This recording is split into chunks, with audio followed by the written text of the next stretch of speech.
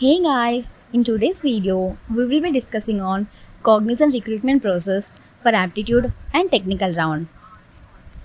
As you all know, we have already covered a video on communication round tips and tricks. Now we will be discussing on aptitude and technical round. Here's the email you will be receiving for your aptitude round.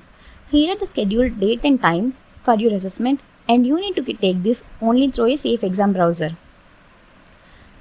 Here's the guide to download the Safe Exam browser, and here are the installation links. You can follow this link based on your laptop version. And please note that Apple devices are not supported. Do read all these mandatory prerequisites, do's and don'ts given in this email perfectly before you start your exam. Note that Cognizant has zero tolerance for malpractice, and do check all the system requirements beforehand. And here is the assessment login credentials. This is the main part of the mail. Make sure you flag this email as important so that it becomes handy, because it contains all the login credentials like superset ID, password and assessment passkey for you to start your assessment. And now coming to the aptitude round. This round is scheduled for 80 minutes, which is divided into aptitude questions and game-based questions. For aptitude questions, you will be having 30 questions to solve in 30 minutes. Make sure you solve 20 plus questions correctly for having higher chance of qualification, and there are no negative marking in this section. And now coming to the game-based questions, you will be given 4 games in this section, where each game will be having certain levels. The difficulty of the levels will be increasing as you move on further, and the minimum qualifying level is level 9, so make sure you cross it, and consider this section as seriously as possible because this is a highly scoring section. Here are the topics for your quantitative aptitude. These topics are divided into basic mathematics, engineering mathematics and applied mathematics. Do practice all the questions in these topics and cover all these topics. You can follow the links in the description. As we entered into game-based aptitude, we need 4 skills to level up in this round, which are decision making, accuracy, speed and memory power. Decision making skill is required to make accurate decisions when time is ticking. Make sure you clearly understand and remember the instructions that are given for each game. And some of the games you might come across in the game-based round are given here, which can be motion challenge and switch challenge. And here's the email you will be receiving for your technical round after you have successfully cleared your aptitude round. When I was writing my test, I was scheduled for 105 minutes. But for 2025 graduates, this test is only for 120 minutes. And please ensure that MSB is downloaded and tested well in advance. If not, here's the link to download it.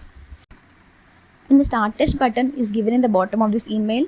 It will only be available at the scheduled date and time of your assessment, and do consider reading all these important points carefully before you start your test, as we'll get all the instructions here.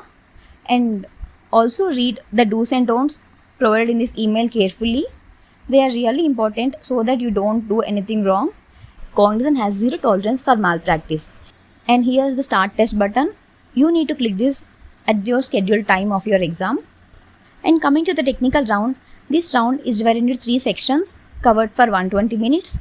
You will get 5 questions, coding 2 questions in 60 minutes, ANSI SQL 2 questions in 35 minutes, Web UI or Cloud 1 question in 25 minutes. If you have chosen cluster 1, you will code on Java programming, basically for problem solving, searching, sorting, etc.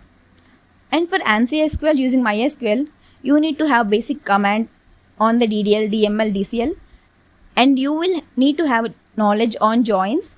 And in the exam, you will be getting situation-based questions where you need to write the query. And for Web UI, you need to create a website using HTML, CSS and JavaScript. If you have chosen cluster 2, you will code on Python for data structures, functions, object-oriented programming, etc. And for MySQL is same like in cluster 1. And for cloud fundamentals, you will be getting MCQs for introduction to cloud computing, cloud servicing models, etc. For practicing this Python, SQL and cloud fundamentals Java, you will be having the links in the description. If you have chosen cluster 3, you will be coding on C# for problem solving, searching and sorting, etc. And SQL is same like in cluster 1 and cluster 2. And coming to Web UI, it's same like cluster 1. All the practice links are given in the description. Please try to go through it, and thanks for watching.